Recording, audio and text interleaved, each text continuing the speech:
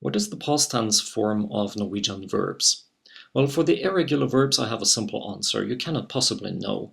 Look at the example here, å gå, to go. The past tense is jeg gikk. There's no way of guessing it. You just have to learn it.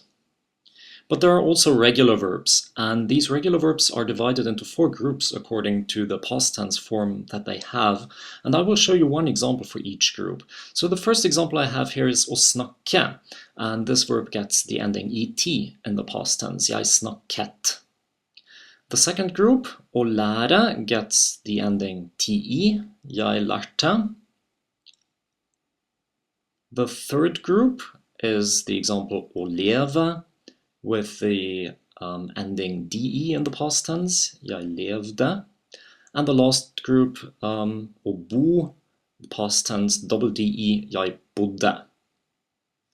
Now, how do we find out which verb belongs into which group? To be quite honest, you can never be sure, but therefore we recommend to learn the past tense form for every verb, even for the regular verbs. So for example, for to work, learn å arbeide, jeg arbeidet. But there are rules that predict into which group a verb will belong, and they are valid for, say, 90% of all regular verbs. I will begin with the last group. The last group is a very small group, and it consists of short verbs with only one syllable and a long vowel, like bo, tro, bry. They have all these double de ending. Jeg bodde, trodde, brydde. The second last group is also very small, and it consists of verbs that either end on a ve, like leve, then, or prøve, for example, then we have levde, prøvde, or they have a double vowel, so-called diphthong, like pleie, then we also have the ending pleide. But most of the verbs, of the regular verbs, belong either into the first or the second group. And the difference between them is the following. If you look at lære, you have a single consonant before the e in the infinitive. And there's the same, for example, for mene, a single n, høre, a single r, and so on. So when there is a single consonant, usually they belong into the second group, lærte, hørte, mente, and so on. But when you have a double consonant, like the double k in snakke, or even 3 consonants like nsk in ønske, then the verbs belong into the first group. So we have snakket, ønsket, and so on.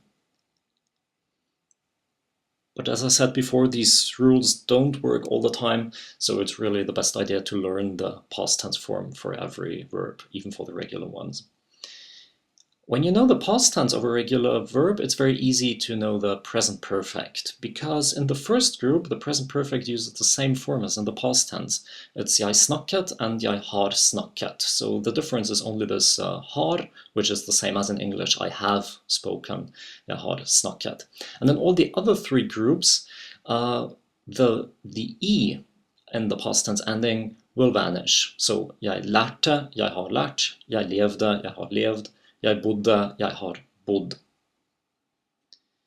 For the irregular verbs, of course, you also have to learn the form. There's no way of guessing that the present perfect of å gå is jeg har gått. But some good news for every verb, if it's a regular or an irregular, doesn't matter. There's only one form for the past tense and one form for the present perfect for all the persons. So it's jeg har snakket, du har snakket, and jeg snakket, du snakket. It's always the same form. What's actually the difference in meaning between jeg snakket and jeg har snakket? Well, basically that's like in English, I spoke and I have spoken. We use the past tense when something is over, something happened in the past, there's no relevance for the present, maybe it's important when something happened, whereas we use the present perfect when there is a relevance for the present or there's some result which is still important now. One last remark, if you use a Norwegian grammar book, the term for past tense, which you're going to read there, is preteritum, and the one for present perfect is presens perfectum, or just perfectum.